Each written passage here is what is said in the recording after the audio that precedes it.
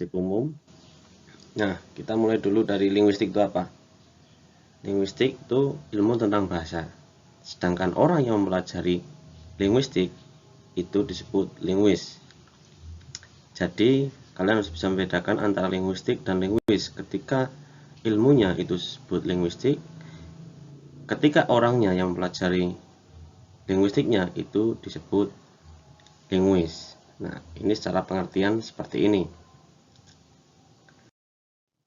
Nah, lalu klasifikasinya ketika kita mempelajari linguistik harus kalian paham ini. Ada 3.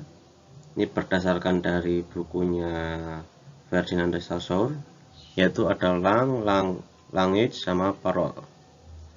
Langue itu tulisannya. Bahasa tertentu. Contohnya bahasa Indonesia, bahasa Sunda, bahasa Inggris. Language itu artinya bahasa secara umum, manusia punya bahasa sedangkan binatang tidak. Jadi yang disebut bahasa itu sesuatu yang terstruktur, itu lange.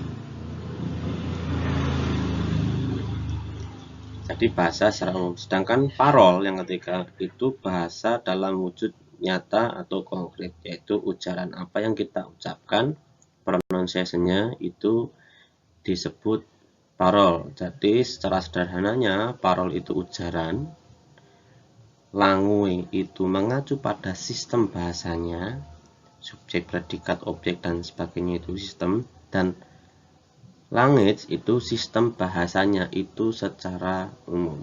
Nah, ini klasifikasi bahasa yang paling mendasar yang harus kalian pahami.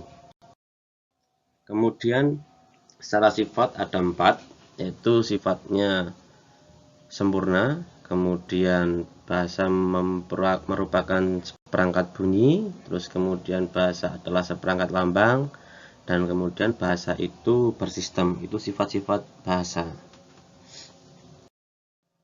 Lalu secara ciri, ini ada banyak cirinya, itu bisa kalian baca.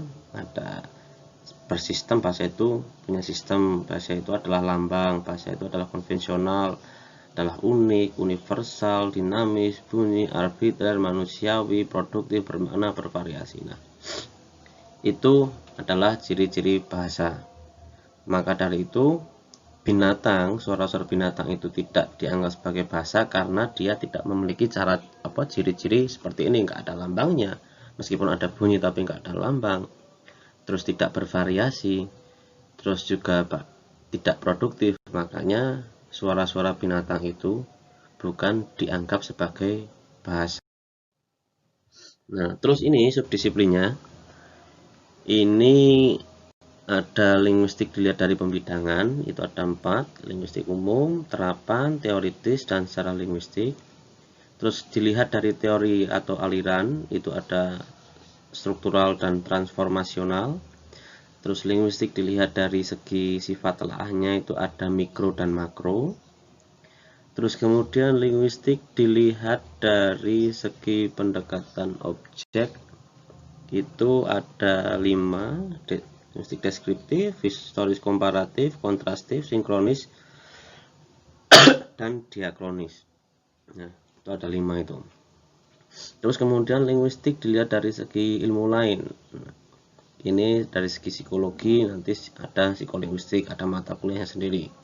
Dari segi sosiologi itu disebut sosiolinguistik, ada juga mata kuliahnya sendiri. Dari segi antropologi itu antropolinguistik atau linguistik antropologi, itu ada mata kuliahnya sendiri, tapi di S1 tidak dipelajari.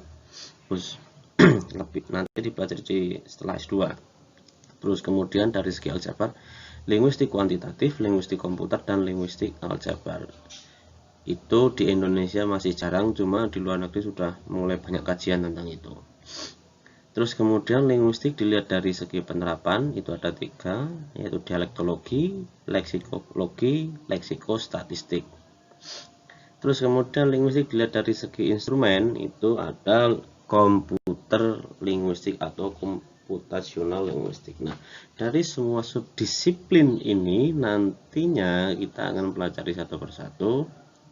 Tidak akan dibahas dalam video ini karena terlalu banyak. Pastinya nanti kalian akan istilahnya mempelajari ini semua ketika kalian mengambil konsentrasi tentang linguistik. Oke.